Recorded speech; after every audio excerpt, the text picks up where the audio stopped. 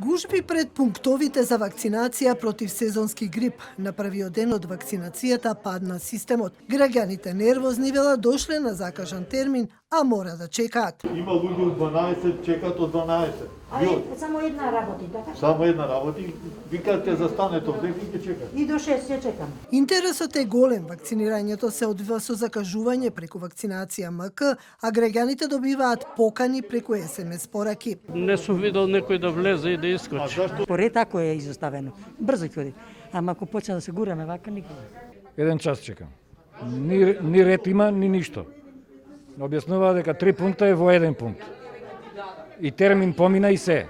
Лекарите замолуваат граѓаните да се стрпат, да доаѓаат на закажан термин, за да не се прават гужви. Ова е нов систем на пријавување моментално, не е како минатите години. Се трудиме, се од себе даваме да се среди тој проблем. Имаше и мал пад на интернетот, се надевам дека во најбрз можен рок се ќе биде средено. И ги молам пациентите, ево даваме една изјава да имат трпение. Денес се пуштени 4300 термини во 18 пунктови низ земјата, во Скопје во 3, поликлиниките Ѓорче Петров, каде што има само втора смена, во Бит Пазари и Дадија.